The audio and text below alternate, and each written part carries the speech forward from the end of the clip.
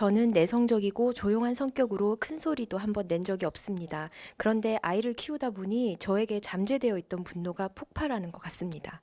특히 큰 아이가 제 이야기대로 따르지 않고 말대꾸를 하면 너무 화가 납니다. 아이의 징징대는 소리가 너무 듣기 싫고 일부러 그러는 것 같아서 참을 수가 없습니다. 머릿속으로는 화가 나도 참아야지 숨없이 다짐하는데 행동이 잘 되지 않습니다. 무너지는 건 한순간이라 제 자신이 너무 화가 납니다. 분노 조절은 어떻게 해야 할까요? 큰 아이도 저처럼 분노 조절이 잘 안 되는 것 같아 걱정이 됩니다. 이거는 정혜신 씨가 원래 잘 설명을 할 수 있는데요. 사회적인 맥락에서 먼저 설명을 좀 해야 될 것 같아요. 그러니까 그 기업에 가보면 경영자들이나 이제 그 임원들을 대상으로 하는 앵거 매니지먼트라는 프로그램이 있어요. 그러니까 분노 관리 같은 거죠.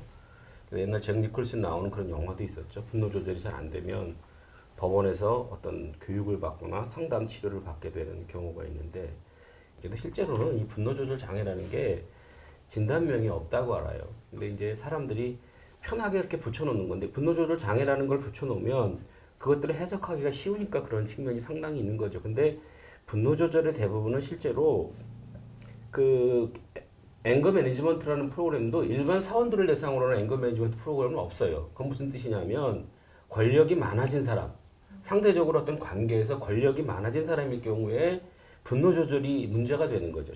예를 들어서 어떤 직원이 들어와서 사원이 있거나 대리가 있을 때 분노 조절이 안 돼갖고 회사 전체로 문제가 되는 경우는 별로 없다고 봐야 되는 거예요, 실제로. 그렇죠?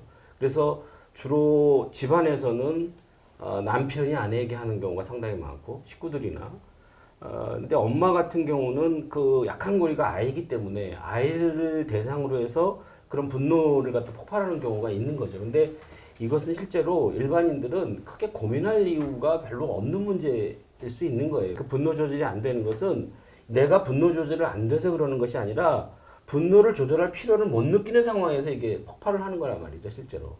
그렇죠? 내가 휘둘러도 권력이나 아니면 폭력이나 이런 걸 휘둘러도 그것이 전혀 문제가 되지 않는 상황에서만 이런 것이 된다.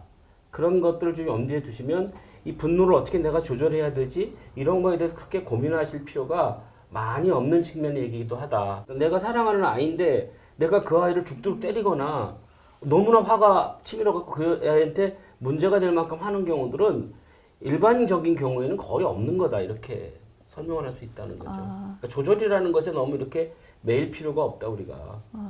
아니 근데 사회적으로는 그게 권력이 없으면 분노 조절을 별로 할 필요가 없지. 자기가 힘이 제일 없고 다 맞춰야 되는 거니까.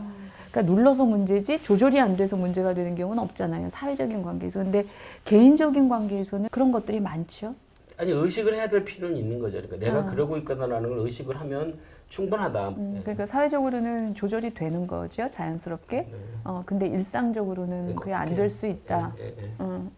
나는 오히려 이게 좀 간단한 문제일 것 같기도 해요. 아내분이 그거를 하면서 여러 가지 스트레스나 갈등이나 그런 것들이 자기가 주체할 수 없는 상황이 되니까 지금 그렇게 나오는 거잖아요. 그래서 그 순간에 아이한테 그러고 있다는 것을 인식할 수 없는 상태까지 가면 굉장히 심각하고, 이거는 어떤 방안이 필요한 거지만 아이한테 내가 그렇게 무자비한 짓을 하고 있다, 내가 왜 이럴까라고 해서 그거를 대성통곡을 하거나 아이를 껴안고 너무 미안해서 내가 죽고 싶은 마음이다라고 얘기를 할 수 있으면 문제가 될 게 별로 없다. 그거는 내가 지금 얼마나 힘이 든 것을 돌아보는 계기로 삼아야 되는 것이다, 오히려. 이렇게 생각이 드는 거죠. 이게 대물림에서 어떡하나, 내가 따라해서 어떡하나, 학습이 됐구나, 이게 우리 아이도 또 그럴 것이다, 이런 걱정을 하기보다는 내가 지금 어떤 상태에 있나 이것을 돌아보는 계기로 삼는 게 훨씬 맞는 거 아닌가? 네, 당연히요. 네. 저는 왜 그런 얘기가 이렇게 귀에 거슬리는지 모르겠는데, 지금의 상황을 내가 이게 분노 조절이 안 된다, 이렇게 표현을 하잖아요.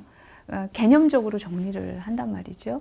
그리고 내 아이도 나 때문에 분노 조절이 안 된다, 이렇게 이름을 붙여놓는, 아이의 문제도 이름을 딱, 이거 분노 조절이 안 되는 거, 내가 얘한테 화내서 얘도 분노 조절이 안 되는 애, 나도 얘가 내 뜻대로 안 따라주고 그래서 뭐 어찌된 이유인지 모르는데 분노 조절이 안 되고 있다. 분노 조절을 어떻게 해결했으면 좋겠나.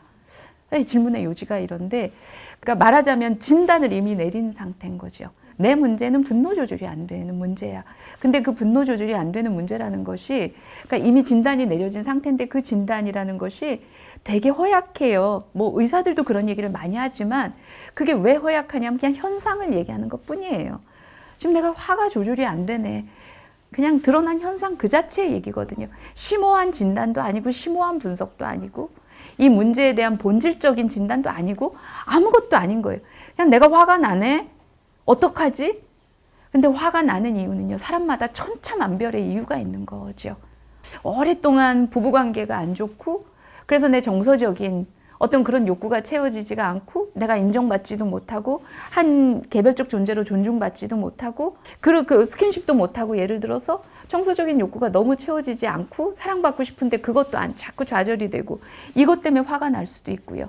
직장을 다니는데 직장에서 대인관계에서 왕따를 당하고 있다든지, 예를 들어서 내가 했던 프로젝트가 계속 실패하고 뭐가 그래서 한 번도 제대로 내가 뭔가 성과를 내지 못해서 나에 대해서 굉장히 고민이 많고 회의를 갖고 있고 그것 때문에 에너지를 너무 쏟다 보니까 많이 소진이 돼 있는 상태고, 그러다 보면 자기가 무력감, 무가치감 이런 거 들면 그런 것의 끝에서도 굉장히 분노가 생기거든요.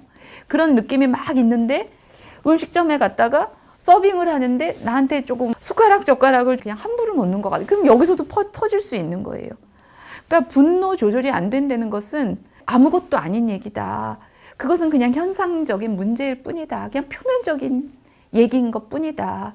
근데 이것의 이유는 정말로 다양하다. 하늘의 별만큼이나 다양한 이유가 있다. 그러니까 내가 지금 화가 나는데 분노 조절 장애 프로그램 있죠. 분노 조절 장애 프로그램이 있는데 거기 들어온 사람들이 동일한 문제를 갖고 있는 게 아니잖아요. 나한테는 개별적으로 어떤 이유가 있는 걸까? 아까 애가 내 뜻대로 따라주지 않아서 그때마다 내가 견딜 수가 없다라고 아까 그런 얘기를 슬쩍 하셨고요. 또 하나의 단서는 나는 지금까지 살아오면서 내성적이고 정말 소리 한번 높이지 않고 정말 그렇게 살았다. 그래서 뭐 그렇게 산 삶에 뭐 억압이 있어서 그랬는지 그거는 뭐 그 얘기만 듣고는 또 모르겠어요. 그것만 듣고 이런 삶 때문에 당신은 분노가 쌓였을 것이다 라고 누가 진단하면 그것도 너무나 저는 성급하고 폭력적인 진단일 수도 있다고 생각해요. 지금 사연을 말씀하셨는데 이게 어떻게 다겠어요? 사실은 더 시간을 들이면 더 많은 얘기를 하실 거 아니겠어요? 그 안에 진짜 단서가 있을 수도 있고, 내 문제 자체, 내 아이 문제 자체를 분노 조절 장애가 있다라고 표현하는 것, 그것을 안 해야 된다. 그것은 그냥 현상이다. 화가 자꾸 날 수는 있는데 이유는 너무나 많다. 나한테는 어떤 이유일까? 나는 어떤 욕구가 충족이 되지 않고 어떤 결핍감이 있고 어떤 상처나 이런 것들이 있었을까? 그건 나한테 더 물어봐 주시고 그래야 된다. 그러다 보면 자연스럽게 내가 그런 면에서 나를 다시 만나고 해소가 되거나 위로가 되거나 치유가 되거나 이렇게 되다 보면 말씀하신 분노 조절의 문제, 이런 얘기 하고도 싶지 않아요. 저는 이렇게 자꾸 이름 붙이고 라벨링하는 거, 이거 사람에 대해서 난 정말 폭력이라고 생각해요.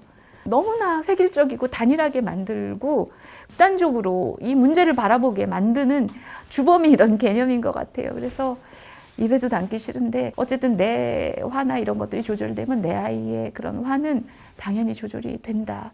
그건 분명한 거죠. 그래서 자기한테 더 이번 기회에 더 주목을 해주셨으면 좋겠습니다.